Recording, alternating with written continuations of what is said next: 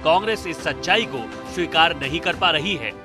आज ओबीसी समाज का एक व्यक्ति तीसरी बार देश का प्रधानमंत्री बना है। कांग्रेस को हजम नहीं हो रहा है। ओबीसी, वो भी इतनी छोटी जाति का गुस्सा ओबीसी समाज पे निकाल रहे हैं।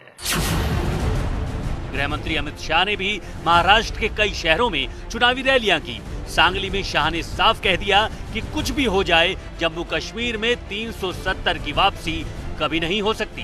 नेशनल कॉन्फ्रेंस के साथ कांग्रेस पार्टी ने भी एक रेजोल्यूशन किया कि धारा 370 वापिस लाइए। ये कश्मीर जो है भारत का अभिन्न अंग नहीं। शरद पवार साहब, आपकी 4 पुश्ते भी आएगी, धारा 370 हम वापिस नहीं आने देंगे। एक फुल 2 हाफ। वहीं उद्धव ठाकरे ने बुल्ढाना की रैली में महाराष्ट्र के डिप्टी सीएम देवेंद्र फडणवीस पर निशाना साधा। जाहिर है महाराष्ट्र में महायुति और महाविकास आघाड़ी के बीच चुनावी जंग में पीएम मोदी ने ये इशारा कर दिया कि अनुच्छेद 370 वापसी को लेकर किसी भी तरह की बहस बेमानी है। और महाराष्ट्र की शिवडी विधानसभा सीट, जहां पर मुकाबला काफी जोरों का माना जा रहा है, क्योंकि यहां सीधे सीधे जो लड़ाई है वो राज ठाकरे की पार्टी और उद्धव ठाकरे की पार्टी के बीच में है। लेकिन ये टक्कर कांटे की क्यों है, आप ये रिपोर्ट देखिए। महाराष्ट्र की शिवडी विधानसभा, ये विधानसभा ऐसी है जहां पे राज ठाकरे और उद्धव ठाकरे के बीच मुकाबला होने वाला है। राज ठाकरे से बाला नांदगांवकर इस चुनाव में है, तो दूसरी तरफ उद्धव ठाकरे गुट से अजय चौधरी चुनाव लड़ने जा रहे हैं। ये एक ही विधानसभा ऐसी है जहां पे ठाकरे वर्सेस ठाकरे लड़ाई होते हुए दिखाई देगी। क्या है शिवडी विधानसभा की समीकरण, जानते हैं इस रिपोर्ट के माध्यम से।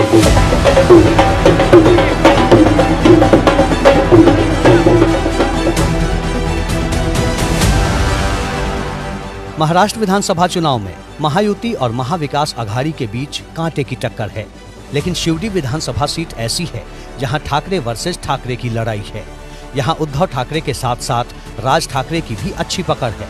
ऐसे में इस बार महायुति ने राज ठाकरे की महाराष्ट्र नवनिर्माण सेना के उम्मीदवार को समर्थन देने का फैसला लिया है।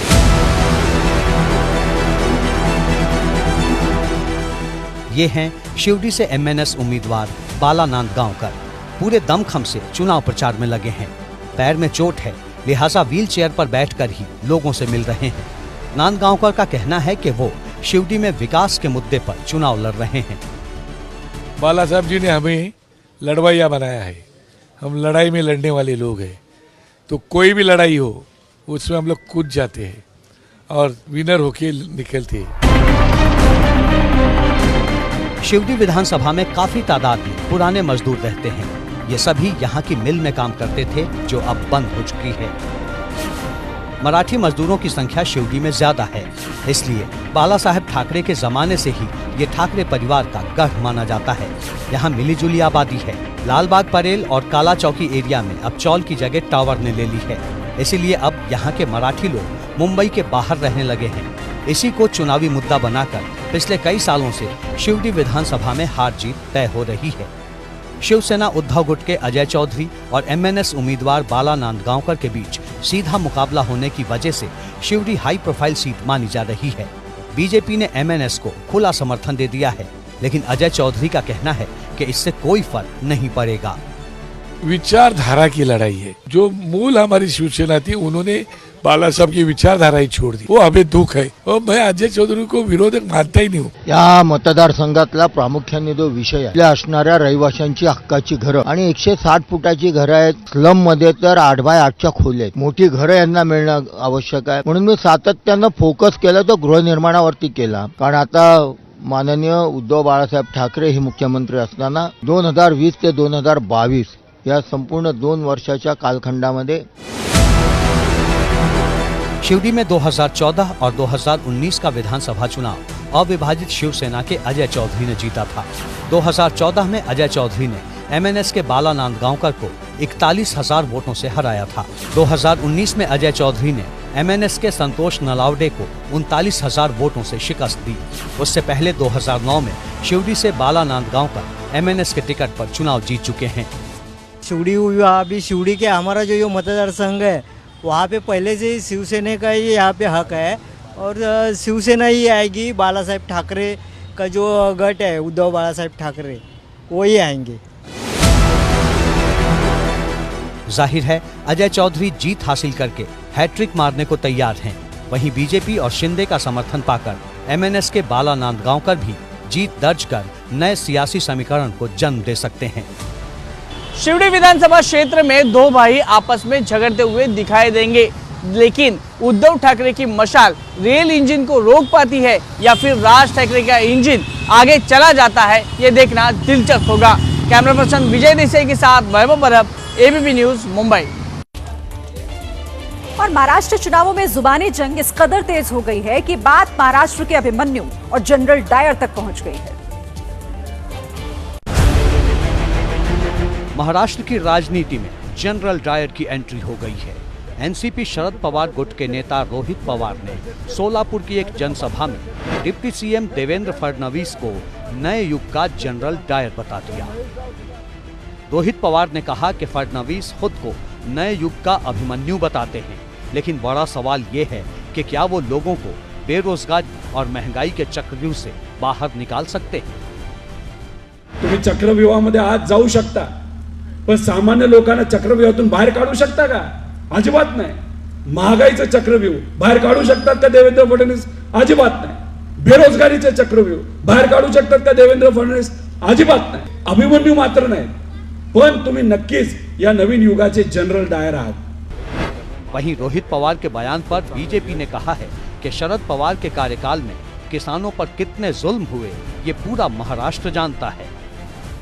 शरद पवार सत्ता में होते हुए पानी मांगने वाले मावल के मेरे किसान बहनों भाइयों पर आपने गोलियां चलाई थी, किसानों की जान ली थी।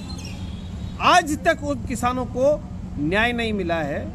जनरल डायर की असली औलाद तो आप लोग हैं।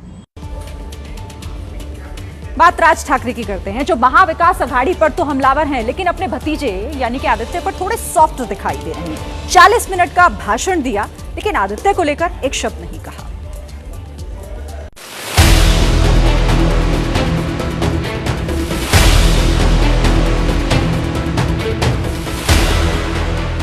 महाराष्ट्र की महाभारत में राज ठाकरे वो योद्धा हैं जिनका ध्यान खुद की जीत पर कम, महाविकास अघाड़ी का खेल खराब करने पर ज्यादा है।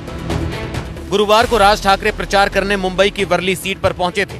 यहां राज ठाकरे ने 40 मिनट का लंबा भाषण दिया, जिसमें उन्होंने उद्धव ठाकरे पर निशाना साधा।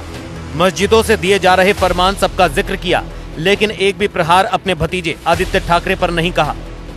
ये बात किसी के गले नहीं उतर रही है कि राज ठाकरे उद्धव ठाकरे पर तो हमलावर हैं, लेकिन भतीजे पर बोलने से बच रहे हैं। बड़ी बात यह भी है कि इस बार भतीजे आदित्य ठाकरे के खिलाफ राज ठाकरे ने वर्ली में अपना प्रत्याशी भी उतारा है, जिसका प्रचार करने राज ठाकरे वर्ली पहुंचे थे। जबकि 2019 में राज ठाकरे ने खुलकर आदित्य का समर्थन किया था, तो उनके सामने प्रत्याशी नहीं दिया था। ऐसे में सवाल बड़ा है कि क्या राज ठाकरे भतीजे पर नरमी बरत रहे हैं। बता दें कि वर्ली सीट महाराष्ट्र की सबसे हॉट सीटों में से एक है। यहाँ आदित्य ठाकरे की टक्कर शिवसेना के मिलिंद देवड़ा से है। और पॉलिटिकल पावर सेंटर में वक्त एक और छोटे कैसी लगी, पसंद आई हो तो इसको लाइक कीजिए, और अगर आप हमारे कायनात अपडेट यूट्यूब चैनल पर नए हैं तो बराए मेहरबानी हमारे इस चैनल को सब्सक्राइब कीजिए।